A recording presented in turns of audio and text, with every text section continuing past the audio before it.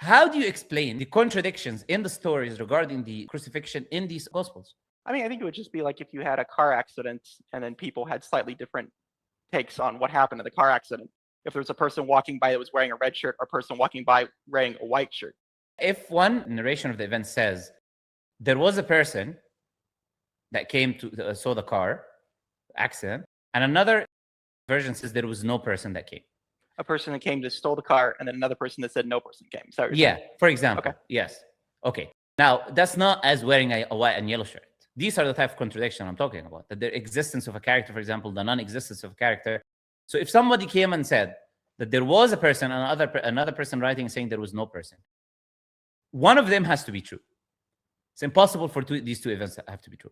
Since we have no way to verify, we cannot know if there was a person or if there was no person. And if we cannot know if there was a person or there's no person, we cannot trust that story. I'd agree that you can't trust whether there was a person or there was not a person. But I think if we got 4 sources, and you're right, we are kind of going in circles, and we could tangent on his. I'm sorry. Yeah, Connor, like I'm telling you, if they disagree on the day he was crucified or the day he was buried or the day he resurrected, these are essential details with the story. If they disagree when people came and saw him in the tomb, there was a rock and an angel came down and moved it, or there was no angel whatsoever when the woman came, it's impossible for these two things to be true.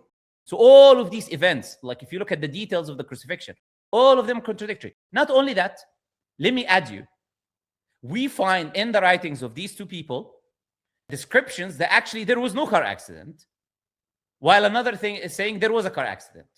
What? So the car accident in this scenario is the crucifixion. You're saying that there's sources that I'm claiming if you read the Bible, I'm claiming if you read the Bible, you see events in the Old and New Testament that verifies that there was no crucifixion, actually, that refutes the idea of the crucifixion.